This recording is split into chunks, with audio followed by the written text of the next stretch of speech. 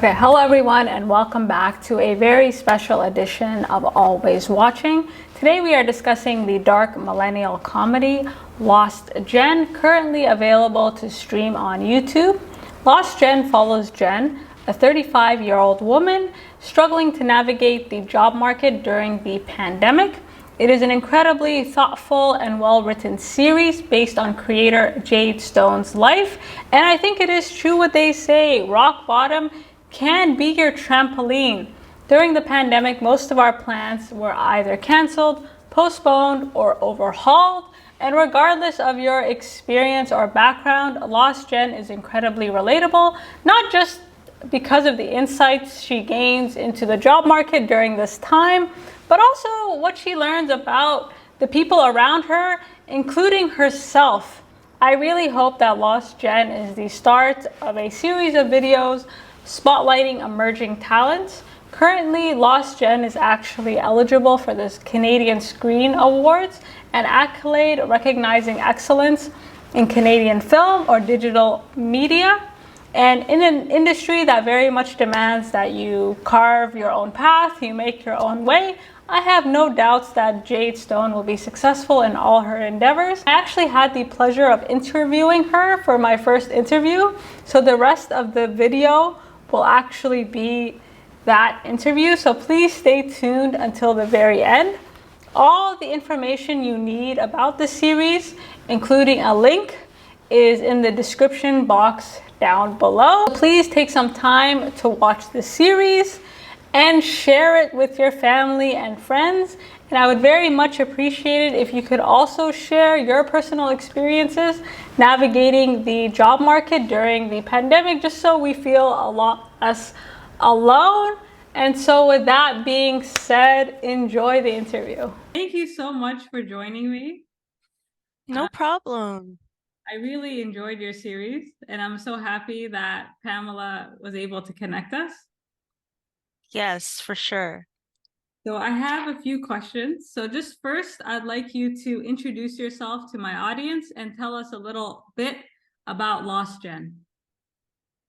So my name is Jade Stone. That's the name I go by professionally in the industry. And I'm a writer, director, producer, and I own a streaming channel, so that makes me a broadcaster too. And I do a lot of different things. And I created Lost Gen because I wanted to just try out making web series. And I needed content for my streaming channel. And Lost Gen basically follows a millennial female who basically is trying to survive in this downturned economy while living with her dad, who's retired and has to re-enter the workforce as well.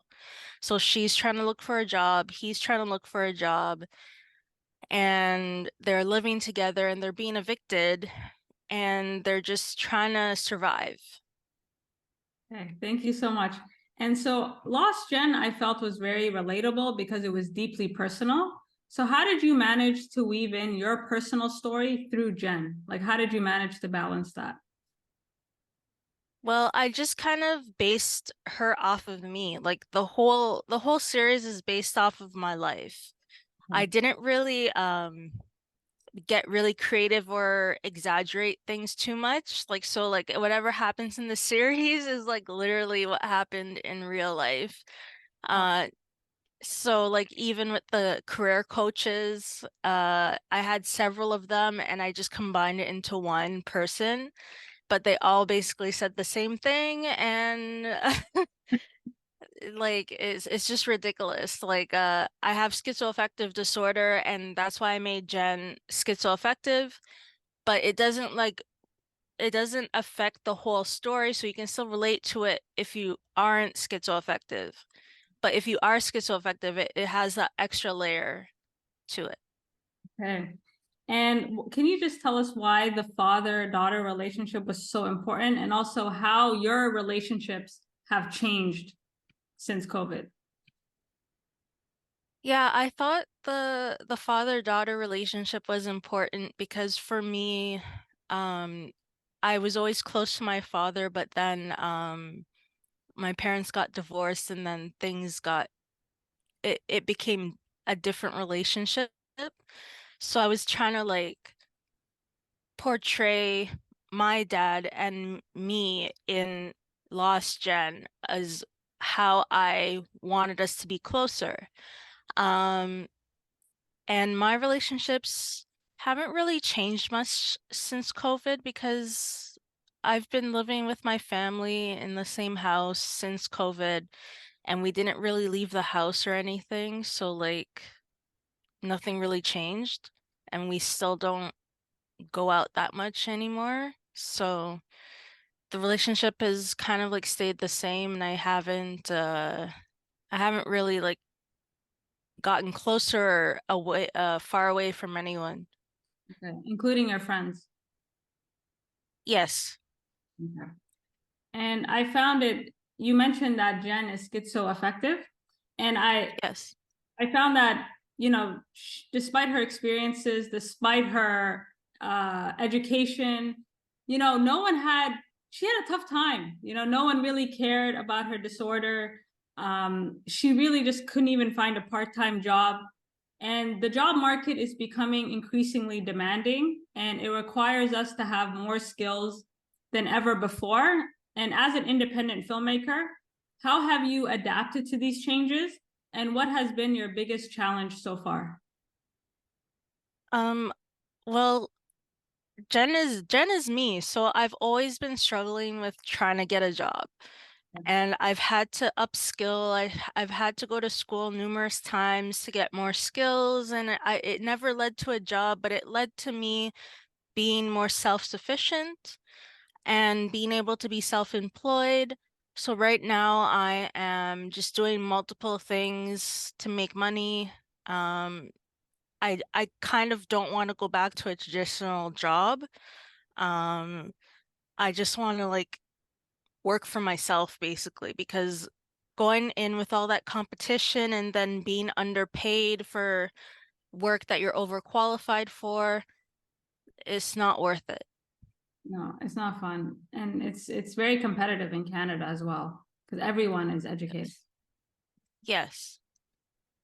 So post-COVID, the number of people who quit their jobs increased, but Jen actually quit her job before COVID. And Like she right before COVID, like literally like right before. seconds before. And so can you please walk us through why it was important for her to pursue a career in tech? And how do you stay motivated to continue developing these web series? Like, how do you keep going? So actually, technology is actually a sector that needs Black people. They need more Black people in tech. And I met um, the job father.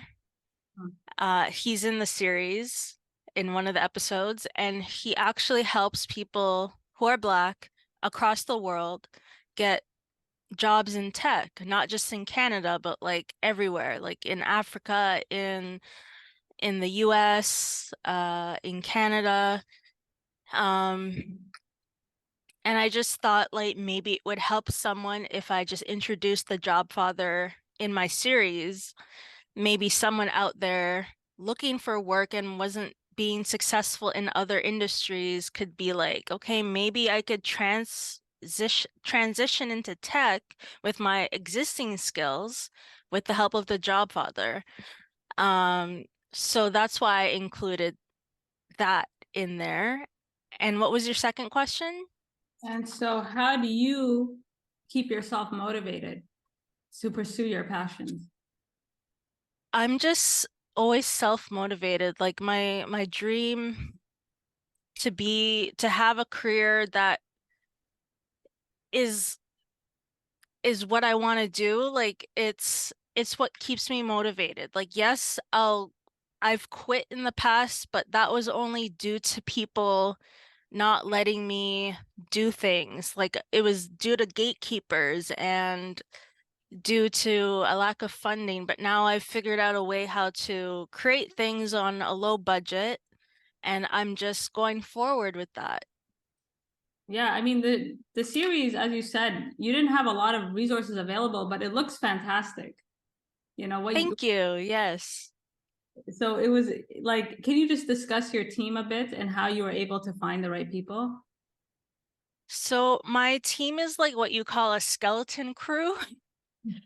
Basically, it was literally like one person doing video and audio and me trying to do everything else like around it and on set. And I had a an art director who would like set up the room to make it look like more like a condo.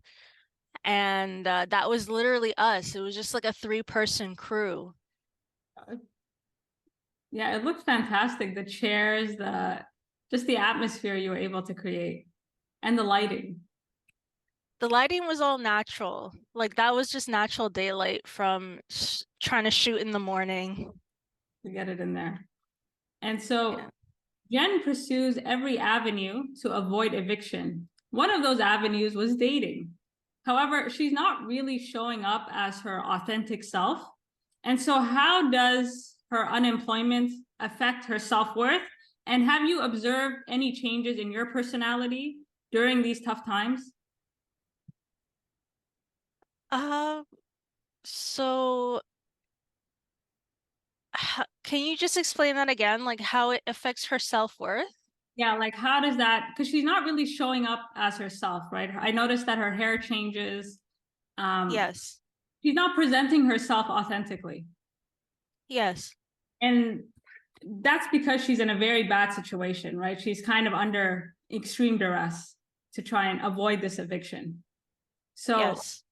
I just wanted you to talk about basically how, like, do you find it easier now to show up as yourself? Do you feel more authentic?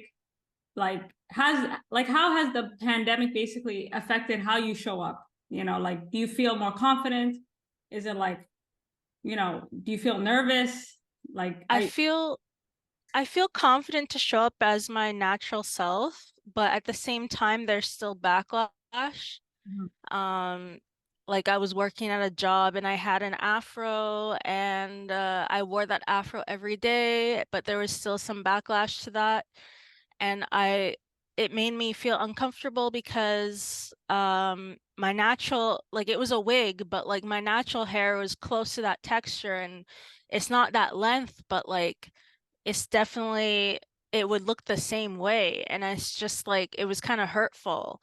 Um, in a sense. And I tried interviewing for other jobs with the afro and it just went very south. Oh, wow. Uh I was getting like racist uh answers to me and I was just like I can't be myself. Wow. Um so I don't think the world is there yet, but it's definitely easier if you work for yourself to show up authentically because I feel like I could wear what I want to wear. If I want to change my hair one day, I can change it. No one's gonna say anything. Um, yeah. Yeah. And in the last few years, we've seen a rise in career coaches. I didn't know the job father was a real person. I thought it was something that you made up, actually. Uh, Oh, because it was such a great, like, the job father. And he came off as a real career coach. So that makes sense. And so, why do you think so many people now are seeking out these courses and these coaches? And how do you hold yourself accountable? You mentioned you're self-motivated, um, but like you have used these coaches, right? And I just want you to discuss like, have they been helpful, and what has been your uh, for me, they haven't been helpful because they didn't understand where I was coming from. They they, they didn't understand my plight, my circumstances. They were all white. Um, I never like I've talked to the job father, but I didn't use his services because I wasn't interested in getting a full-time job in tech. Um, but the career coaches I used, it's mostly I would mostly advise people to get a career coach if they can't motivate themselves. for me, it was redundant because they were telling me to do things that I already did automatically. So if you can't motivate yourself, that's when maybe you should get a coach. But you also have to take into consideration how they view life. Because if you're not, if your coach is white and you're not white, the way they're gonna come across is very different. Like the way they will tell you to approach things will not work for you because you are different from them. So you need to find someone who looks like you, who is from your background, who can basically share their their difficulties and say how they overcame it. Huh. Okay. And last question. So as you know, there's a writer's strike going on and there's no end in sight. It just seems to be going on forever. I noticed that a major issue in this writer's strike is the use of artificial intelligence. In Lost Gen, AI actually does help her find a job. So Yes. as a filmmaker and as a person who's also, you know, kind of navigating this job market, what are some pros and cons that you've experienced and also some fears that you have behind this technology? Well, for AI, I love AI. I'm an outlier. I love AI, and I think if you don't get on board with it and try to utilize it to help you upskill, like instead of going to school and learning more skills, like it's like you should be learning AI and how to use it to better yourself, how to use it, like learn how to use it to achieve faster results. Um, so like in Lost Gen, like she uses it for her resume, for cooking, um, and that's the thing, those are the things I used it for. Like in actuality. Like I wrote this all in January 2023. So this was before it actually like took off and everything. So I was literally playing around with it every single day and like trying to figure out what it can do, how it could help me. And the only thing I'm afraid of is maybe it it learning how to experience life as different races. Right now, that's not going to happen because it's very racist. Learn from It wasn't made with it wasn't made with other races in mind. So it's made with the majority race in mind. So I'm not afraid of losing my job because my job is based on writing my experiences. So even though it could write scripts, even though it might have humor now, because I'm hearing that it actually is pretty good at humor right now, as compared to when it first came out in December or November last year.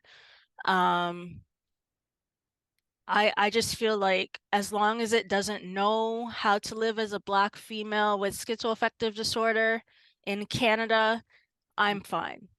Okay. Okay. And so can you just tell us what other projects you're working on and how my audience can kind of find your work after watching Lost Gen? Sure. So I'm working on another web series called Pretty Smart Popular Girls. It's basically a show about four nerdy yet pretty girls who are trying to take over their school through the guise of student council. So they are basically going on, they're all trying to be a part of student council to run the school, like without adult supervision. So they kind of want to overthrow the principal. They want to overthrow all the adults and basically run the school as themselves, and they want to be the popular kids. They want to be the popular ones. They want to be the ones in charge. And it's based off of my experience in high school because me and my friends actually we all got together and we actually ran student council in our last year of high school. Um, so it was just us and we were making all the decisions, but we couldn't actually execute anything because our principal was like an ex-cop. So like she was really like not she was opposed to like every single idea, so we never really accomplished anything or even had any events or anything like that. But my story is basically what I exaggerate what would have happened if we were in charge and nothing was standing in our way. Like ideally. Ideally, yes. Okay. And when will this series come out, you estimate? Well, I'm looking to start shooting next month, or in November, and I actually have a soundtrack that I'm working on for it, where I'm singing Do you like sing? songs. Do you sing? Yeah, I wrote the melodies and the lyrics, and I'm working with someone. I'm gonna be going into the studio to record soon. So I will be releasing those songs before the actual series is out, so they can find that on watch.rareocinema.com. They would have to subscribe to like listen to the music, but I'll also try to put the music on YouTube as well and Rumble. And Rumble is just another version of YouTube. And they can find all my work is gonna be at this website at rareocinema.com. And I'm also working on a feature film called Mary. It's a dark comedy. Also, Pretty Smart Popular Girls is a dark comedy as well. I mainly predominantly write dark comedies. So yeah. I'm excited to hear you sing. I didn't know this is new information. So I'll link everything in the description box down below for my users. I thank you so much for your time today, and I really appreciate it. Thank you so much, Hamza.